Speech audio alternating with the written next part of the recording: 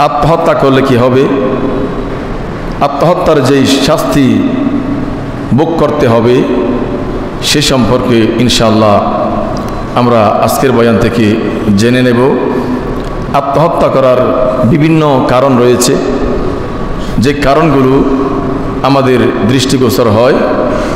এক নম্বরে, কেউ যদি বড় ধরনের আঘাত পায়, স্ত্রী কর্তৃক হোক, সন্তান কর্তৃক হোক, মা বাবা কর্তৃক হোক, অথবা কোনো বান্ধবীর প্রেমে আসক্ত ছিল, সেই বান্ধবীর পক্ষ থেকে কোনো প্রকারের অস্বস্তিকর, অমাননযোগ্য, মানা যায় না এমন শব্দ, এমন কথা যখন কোনো প্রেমিক শুনে, অথবা কোনো প্রেমিকের এই ধরনের কথাগুলো যখন কোনো প্রেমিকা শুনে, তখন আত্মহত্যা করে। এবং বিশেষ করে একসময় আমরা শুনতাম অমুক পরীক্ষায় ফেল করছে, সেই জন্য আত্মহত্যা করছে। আত্মহত্যা আল্লাহ পাক জাল্লা শানুহু পবিত্র সূরা আন-নিসার 29 নম্বর আয়াতের মধ্যে এই সম্পর্কে আলোকপাত করেছেন। বিসমিল্লাহির রহমানির রহিম, ইয়া আইয়ুহাল্লাযীনা আমানু, ও আমার ইমানদার বান্দারা, লা তাকুলু আমওয়ালাকুম বাইনাকুম বিল বাতিলি, ও আমার ইমানদার বান্দারা, তোমরা একজন আরেকজনের সম্পদকে অন্যায়ভাবে গ্রাস করে খেও না। প্রথম নম্বরে আল্লাহ পাকের শিক্ষা। হে আমার ইমানদার বান্দারা, তোমরা তোমাদের প্রতিবেশী, আত্মীয় স্বজন অথবা পারিবারিক কোনো মানুষের, তোমার ভাইদের কোনো সম্পদ আত্মসাৎ করে গ্রাস করিও না। বিল বাতিলে, এটা নিষেধ, হারাম।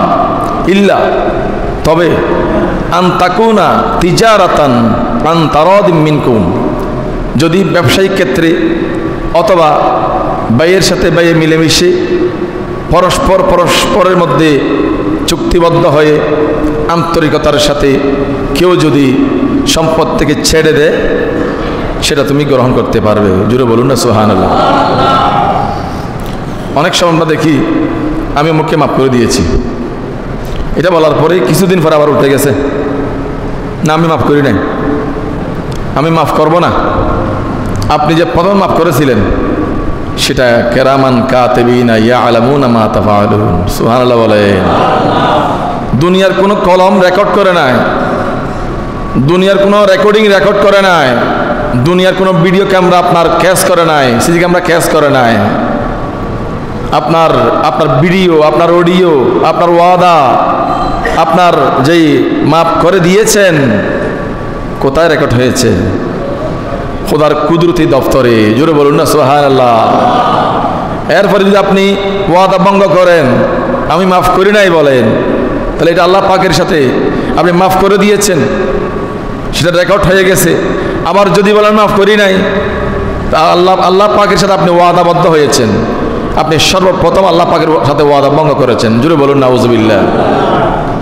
পৃথিবীর সমস্ত footage, video footage, audio footage, audio record, video record আপনি ডিলিট করতে পারবেন, কিন্তু কেরামান কাতিবিনা ইয়ালামুনা মা তাফআলুন, সেই ভিডিও ফুটেজ, সেই অডিও রেকর্ড ডিলিট করতে পারবেন?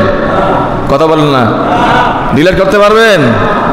সেই জন্য আল্লাহ পাক সর্বপ্রথম আয়াতের শুরুতে, সূরা নিসার 29 নম্বর আয়াতের শুরুতে বলেছেন, হে আমার ইমানদার বান্দারা।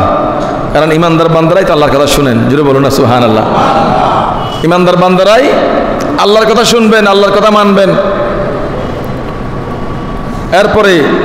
এর পরের অংশ, এটা হচ্ছে আত্মহত্যার ওয়াজ। ওয়ালা তাকতুলু আনফুসাকুম ইন্নাল্লাহা কানা বিকুম রহিমা, আর তোমরা নিজেদের প্রাণগুলোকে মেরে ফেলিও না, নিজে নিজে আত্মহত্যা করিও না, নিজের প্রাণটা বের করিও না, নিজের আত্মাকে নিজে কষ্ট দিও না। ইন্নাল্লাহ, নিশ্চয় আল্লাহ পাক, কানা বিকুম রহিমা, তোমাদের উপরে অতীব দয়াবান। জোরে বলুন না সুবহানাল্লাহ। অতীব দয়াবান মানি আল্লাহ পাক আমাদেরকে বানিয়েছেন মহব্বত করে, মনে রাখবেন। আল্লাহ পাক আমাকে আপনাকে প্রত্যেকটি প্রাণী বানিয়েছেন মহব্বত করে। আপনি নিজের জান নয়, একটা পিঁপড়াও মারতে পারবেন না, সেই ক্ষমতা আপনার আছে। আল্লাহ পাক বলেছেন, আল্লাহ পাক তোমাদের উপরে খুবই দয়াবান, অসীম দয়াবান। সেই জন্য আপনি যত বেশি সৃষ্টির প্রতি দয়াবান হবেন, খুশি হবেন কে? জোর বলেন কে? আপনি যত বেশি মানুষের প্রতি এহসান ওয়ালা হবেন, আপনি যত বেশি মানুষের প্রতি দয়াবান হবেন, সদয়বান হবেন, তত বেশি খুশি হবেন কে? আর আল্লাহ পাক বলেছেন, ইন্নাল্লাহ কানা বিকুম রহিমা। আল্লাহ পাক তোমাদেরকে অতীব দয়া করেন, অতীব মায়া করেন। তোমাদের প্রাণটা আল্লাহ পাক মহব্বত করে সৃজন করেছে এবং ফুঁকে দিয়েছেন, আমাদের নিজ নিজ শরীরের মধ্যে ফুকারে দিয়েছেন, ঢুকিয়ে দিয়েছেন আল্লাহর হুকুমে। এটা আল্লাহ পাকের মহব্বত করে ঢুকিয়েছেন। জুড়ে বলুন না সুবহানাল্লাহ। আমার মৃত্যু অবধারিত, নিঃসন্দেহাতীতভাবে প্রমাণিত, ঠিক কিনা বলেন? কোনো সন্দেহ আছে? সবাই যে মরব এই কথার উপরে কারো অবিশ্বাস আছে? আমাদের বিশ্বাস আছে না নাই? সেই জন্য আল্লাহ পাক বলেছেন, তোমরা তোমাদের আত্মাকে ইচ্ছা করে বলে হোক, ইচ্ছা করে হোক, রাগের মাথা হোক, যে কোনো উপায়ে তুমি তোমার প্রাণকে বের করার অধিকার তোমার নাই। এখন যারা এই আত্মহত্যা করবেন তাদের শাস্তি কি? একটা হাদিস দিয়ে আপনাদেরকে বোঝাই। রাসূল করিম সাল্লাল্লাহু আলাইহি ওয়াসাল্লাম যুদ্ধের ময়দানে গেলেন সাহাবায়ে কেরামদেরকে নিয়ে। যাওয়ার পরে একজন সাহাবী খুবই বীরত্বের পরিচয় দিচ্ছেন যুদ্ধের ময়দানে, একেবারেই খুব সুন্দর করে যুদ্ধ করতেছেন কাফেরদের বিরুদ্ধে।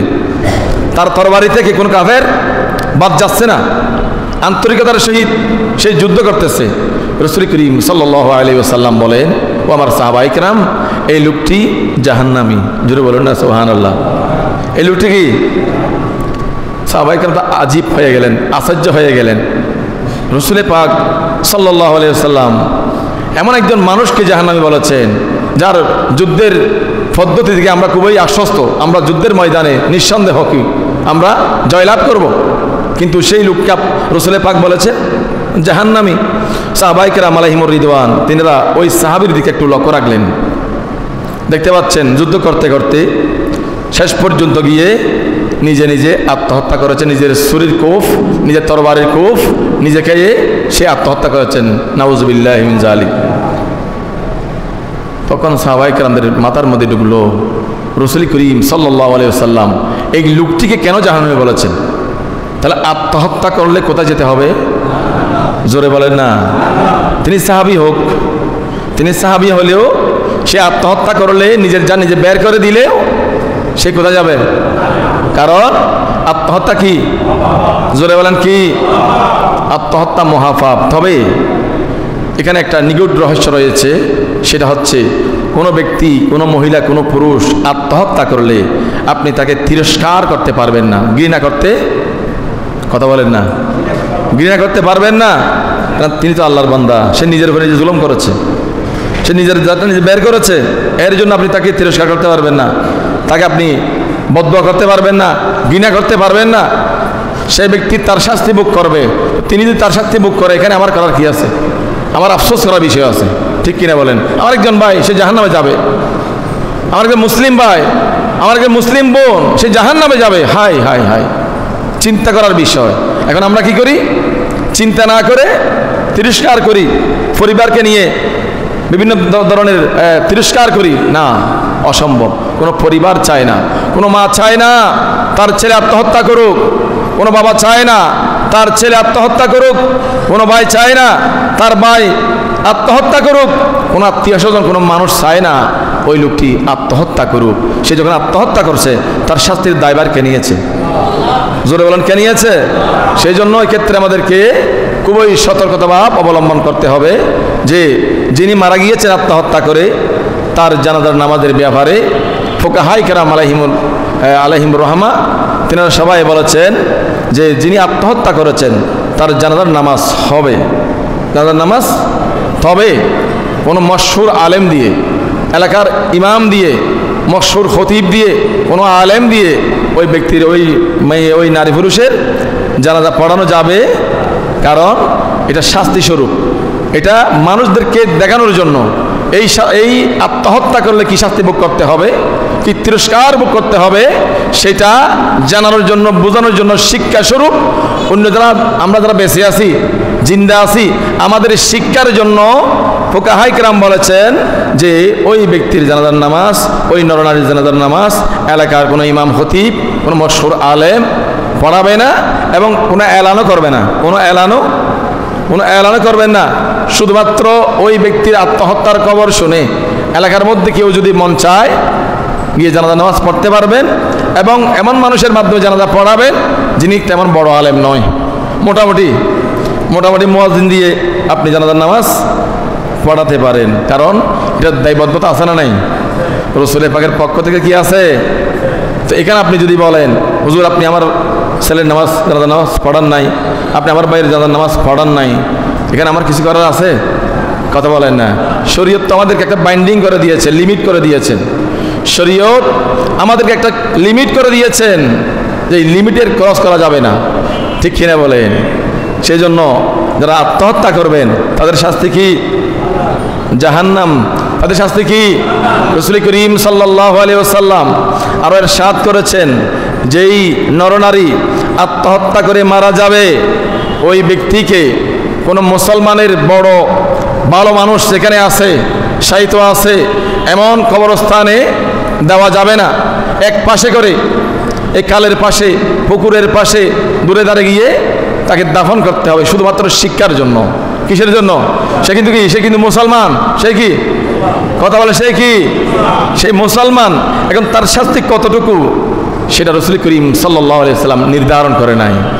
আল্লাহ পাক চাইলে মাফও করে দিতে ক্ষমতা আছে না নাই? আল্লাহ পাক চাইলে মাফও করে দিতে পারেন। সুতরাং এই ধরনের আত্মহত্যাকারী যারা মারা যাবেন তাদের শাস্তি কীরকম?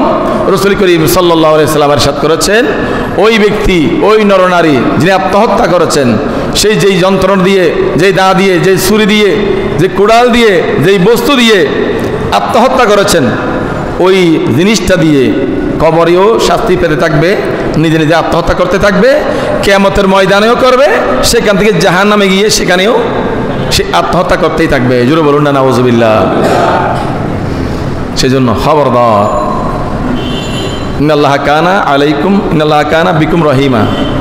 আল্লাহ পাক আমাদের প্রাণের উপরে দয়াশীল। সুবহানাল্লাহ বলেন। আল্লাহ পাক আমাদের প্রাণের উপরে দয়াশীল। আপনি মনে করছেন আপনি অসুখ হয়ে গেছেন, আপনার অসুস্থ হয়ে গেছে, আপনি রোগাক্রান্ত হয়ে গেছেন, এটা মনে করবেন না। আল্লাহ পাক আপনাকে শাস্তি দিচ্ছেন, আল্লাহ পাক আপনাকে দয়া করেছেন। সুবহানাল্লাহ বলেন। আপনি যদি যে সময় আপনি রোগাক্রান্ত হয়েছেন, স্ট্রোক করেছেন, রোগাক্রান্ত হয়েছেন, যেই সময়ের মধ্যে আপনি রোগাক্রান্ত হয়েছেন, ওই সময় যদি আপনি ভালো থাকতেন, এমনও হতে পারতো ওই সময় যদি আপনি ভালো থাকতেন, আপনি মারাত্মক গুনার মধ্যে শামিল হতেন, যেটার কারণে আপনি জাহান্নামী হয়ে যেতেন। জোরে বলুন না সুবহানাল্লাহ। যেটার কারণে আপনি কি হয়ে যেতেন? জাহান্নামী হয়ে যেতেন। আপনি রোগাক্রান্ত হওয়ার কারণে রব্বুল আলামিন আপনার ঈমান এবং আমল দুইটাকে বাঁচিয়েছেন। সুবহানাল্লাহ বলেন। আর যতক্ষণ আপনি বিছানার মধ্যে পীড়িত অবস্থায় থাকেন, ওই ব্যক্তি যদি নামাজি হয়, রোজাওয়ালা হয়, আল্লাহ পাক জাল্লা শানুহু ফেরেশতাদেরকে বলেন, ও আমার ফেরেশতারা, যাকে আমি রোগ দিয়েছি, ব্যাধি দিয়েছি, ওই ব্যক্তি বিছানার মধ্যে পীড়িত, উঠতে পারে না, হাঁটতে পারে না, চলতে পারে না, খেতে পারে না, বসতে পারে না, ওই ব্যক্তি কি নামাজ পড়তো? সুবহানাল্লাহ বলেন। আল্লাহ পাক জানেন না? কথা বলেন, আল্লাহ পাক জানেন না? আল্লাহ পাক ফেরেশতাকে জিজ্ঞেস করেন, ও ফেরেশতারা, ওই ব্যক্তি নামাজ পড়েন? আল্লাহ নামাজ পড়তেন। ওই ব্যক্তিকে রোজা রাখতেন? আল্লাহ রোজা রাখতেন। ও আমার ফেরেশতারা, আমার বান্দাকে পরীক্ষামূলকভাবে আমি যেই রোগ দিয়েছি, যতদিন সেই পীড়িত অবস্থায় থাকবে, নামাজ পড়তে পারবে না, আমি আল্লাহ পাকের অর্ডার তোমরা পালন করো, ওই ব্যক্তির আমল নামায় ফজর, জোহর, আসর, মাগরিব, এশা, জুমা, এভাবে সমস্ত ওয়াক্তের নামাজগুলো তার আমল নামায় যুক্ত করে দাও। আরো জোরে বলুন সুবহানাল্লাহ। ইন্নাল্লাহা কানা বিকুম রহিমা। আল্লাহ পাক প্রাণের উপরে দয়াশীল। আল্লাহ পাক চায় না কোনো বান্দা কষ্ট পাক। যদি কেউ নিজে নিজে কষ্ট নিজে নিজে নিয়ে নেয়, সেটা আল্লাহ পাকের পক্ষ থেকে হয় না, মনে রাখবেন। আপনাকে একটা লিমিট করে দেওয়া হয়েছে। আপনি মোটরসাইকেল চালাবেন, আপনার দায়িত্ব আপনি পালন করবেন। আপনি মানুষ হিসেবে আপনাকে দিমাগ দেওয়া হয়েছে, ব্রেন দেওয়া হয়েছে, ঠিক কিনা বলেন? আপনাকে ব্রেন দেওয়া হয়েছে মানুষ হিসেবে। গরু কি তার ব্রেন দেয় নাই? গরুর মাথায় মগজ আছে, ব্রেন নেই। ব্রেন এক জিনিস, মগজ আরেক জিনিস। মানুষকে ব্রেন দেওয়া হয়েছে, কোনটা ভালো কোনটা মন্দ সেটা কম্পেয়ার করার জন্য, ঠিক কিনা বলেন? আপনাকে আল্লাহ পাক জ্ঞান দিয়েছেন, ব্রেন দিয়েছেন। এখন আপনি যদি লিমিট ক্রস করে মোটরসাইকেলকে এমনভাবে চালাচ্ছেন যে আপনার মোটরসাইকেল আপনার নিয়ন্ত্রণে থাকবে না, অনিয়ন্ত্রিত হয়ে যে কোনো সময় মোটরসাইকেল অ্যাক্সিডেন্ট হতে পারে, আপনি কি বলবেন এটা আল্লাহ পাক করেছেন? নাউজুবিল্লাহ বলেন।